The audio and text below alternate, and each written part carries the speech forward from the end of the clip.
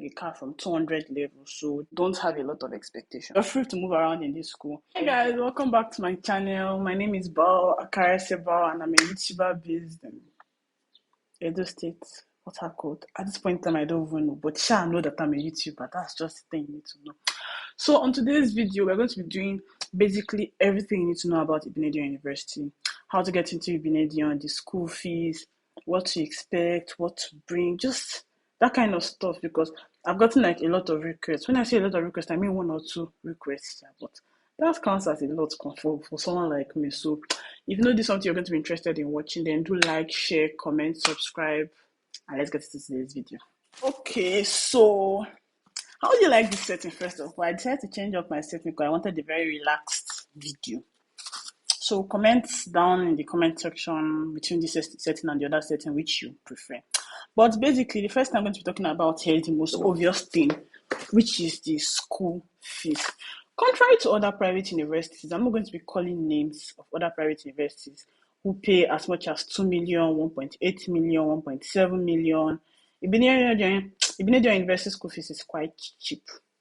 Not cheap compared to federal universities, but cheap compared to other private universities, because our school fees itself is 895,000. That's plus accommodation, plus transportation. I'll explain transportation later, but plus accommodation, plus transportation, everything is 895,000. Then plus your other charges. Other charges consists of your municipal fee, development fee.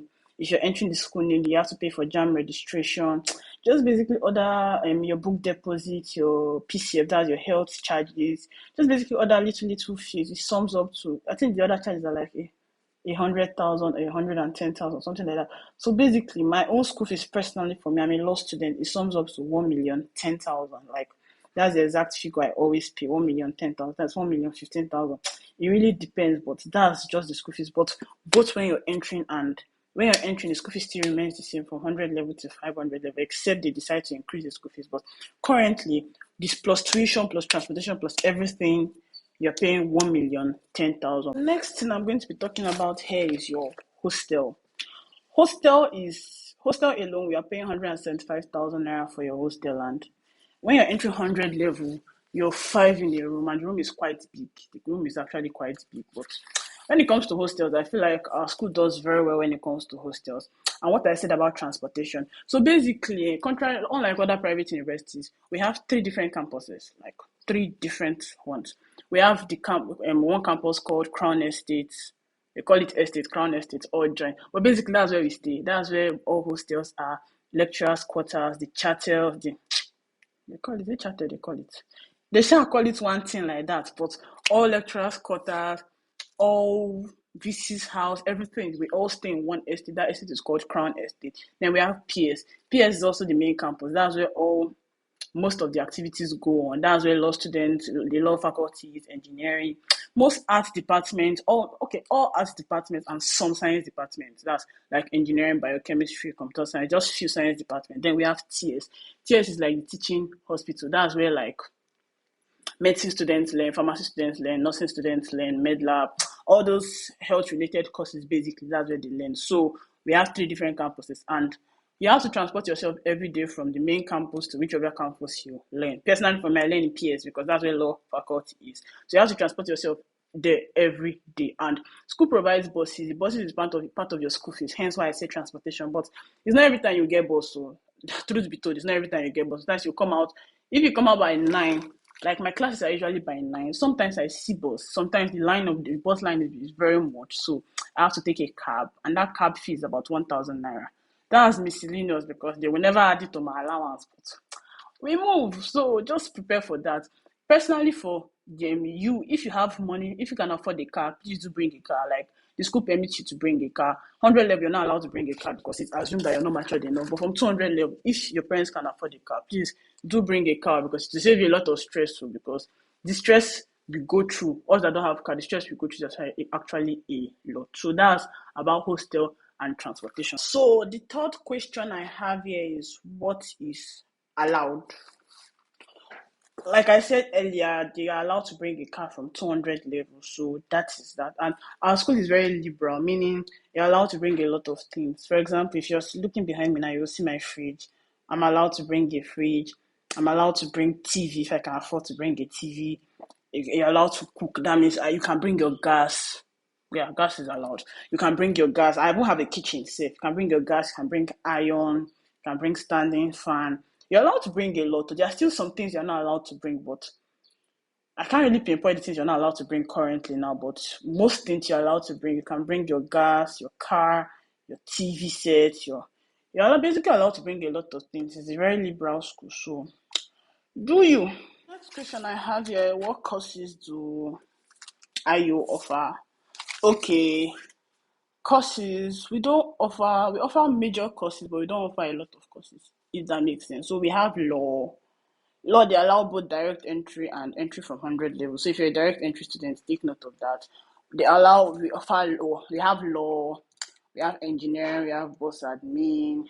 We have pharmacy. Pharmacy is actually a very good course in this school, but pharmacy does not allow direct entry. And pharmacy, they admit a lot of students, but from 200 level, if you don't reach the required quota, the quota was 80 before. I think they increased it now to 100. But if you don't reach the required quota, they are going to cut you off, and you're supposed to go to another department or leave the school. So pharmacy is actually a very strict department here. Nursing is also one of the strict departments. This thing medicine is also one of the strict departments. Like law, I think my set were about, let's say, 130 something students, but pharmacy 100 level they will admit all of you, but from 200 level they are taking just required quota, and they admit a lot of students simply because amnesty students, they share some amnesty students to my school. I don't know if you know what amnesty is about, but amnesty is basically a scholarship that federal government offers. So amnesty students, a lot of them come to my school, which increases the quota of students. So by 200 level, if you do not make the required number of students for pharmacy, they cut you out and you're supposed to go to another department. Then medicine. So medicine is the only department in my school whose school fees is not within that 895 range, because medicine is actually a very standard course here. So the school fees of medicine is 3 million naira, but that 3 million is consolidated, meaning 3 million, unlike, okay, our consolidated fee for other departments is 1 million, meaning plus your charges, other charges and everything. Medicine is 3 million. That's plus their books, plus their tuition, plus transportation, plus everything is 3 million. So that's the only course that's actually very expensive here. Then other courses are the same. I feel like there's still some other courses that they offer, like that I can't remember. Like we have mass comm, we have pol science, political science, we have sociology, we have international relations, we have theater arts. Just few courses. I don't know if that makes sense, but then we have biochemistry. I think we have geography department here too, and I think that should be all. Basically, that's all. The next question I have here is expectations.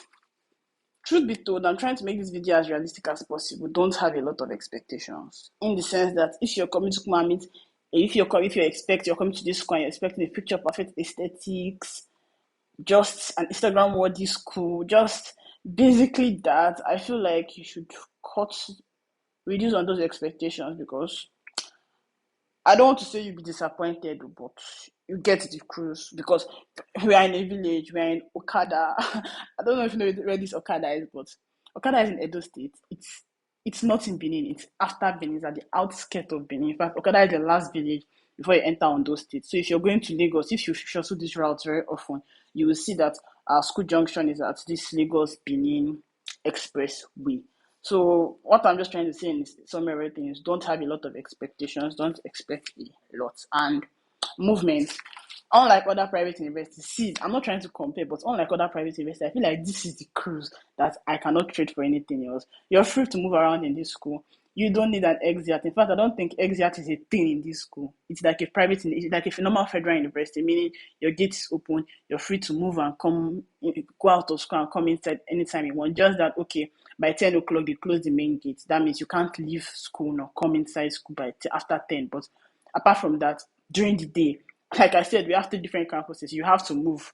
So you can travel, you can go. They don't do bed check. They do attendance obviously in class, because you have to sign attendance, but they don't do attendance every night to check whether you're in your room. It's like a liberal school, because I don't know if you know, but most people that study here, okay, we have a lot of young people here, but we also have old people. We also have people that have families that study here. So if you have a family that you actually want to come back to school, I feel like this school is a very family friendly school for you. So we still have families that student, family people. I be family people. Yes, family people that come here to study. So they don't do any bed check. It's just basically do you. That's just what the school is about. The school is a very liberal school. That's one cruise I like about the school. You don't need exit. You don't need any single thing. Okay, so another question I got is how can I apply to Igbinedion University? You can apply online, you can apply offline. To apply online, you just go to their website www.iokada.edu.ng and apply. Then they will call you for screening. For the screening, you don't need much. You just need your basically all the documents I listed earlier. Then for your offline screening, you can come to the school and get your screening done. But either ways, it's really not hard to apply, and it's just a two-step, maybe one-step process. So that's basically it. If you've watched up until this point, you're really an OG. Okay, so the next question I have here is how to get into Igbinedion. So basically, getting into Igbinedion is really not hard. You just need the least requirements, meaning you're not writing post UTME, you're not writing any screening exam or something like that. You just need to have your, I think, above 180 in JAM. I think 180 is the cutoff mark, but you just need to have your above 180 in JAM. Then you need to pass your Maths and English, which are the two major courses. Then, if you're going to be a law student, you have to pass your literature and your literature and what literature and I think government also. But if you're going to be a law student, you have to pass your literature and government. And if you're going to be a science student, you have to pass your biology, chemistry, and physics, I guess. I'm not really sure about that. But it's just basically the least requirement. Then you just submit your documents and that's it. But when you're coming to school, if you're coming as a 100 level student, you're meant to bring your birth certificate, your passport. Yes, you're going to take a lot of passports. So just take like 30 copies of passport from the house when you're coming. You need to bring your birth certificate, your passport, your local government identification, your WAEC result, your JAM result, your basically your documents. I feel like there are more documents you're supposed to bring, but I can't really pinpoint them now. But you're supposed to just basically bring all your documents, have them in a file, and come with a lot of passports. That's how to enter. And then I feel like I've answered all the questions that I need to answer about Igbinedion. Okay, how far is it? Personally, for me, I come from Port Harcourt. So from Port Harcourt to this place is like 5 hours plus, almost 6 hours. If you're coming from Lagos, I can speak about only the two places I've come from. I've come from Lagos to school before, and that was about 3 hours plus by road. From Port Harcourt to Benin, I heard that there's a flight. Airpeace just started the flight there, but I feel like it's not realistic because, first of all, the airport is in Benin. The airport is not in Okada. So once you fly and you land in Benin, you still have to travel an extra 1 hour to get to school, which is not realistic because why the fuck am I paying that amount if I'm going to stop at Benin? Then I'm still going to take an extra cab because I'm going to pay drop or I'm going to pay whatever how I'm going to transport myself. I basically have to pay the person and I'm taking an extra transport to school. But for people that come from Abuja to this school is quite far. Abuja to this place is like 10 hours, 9 hours ish. I've not gone there, so I can't really say. But from what I've heard, it's about 10 hours, 9 hours ish. So a lot of people that come from the north, they come by air.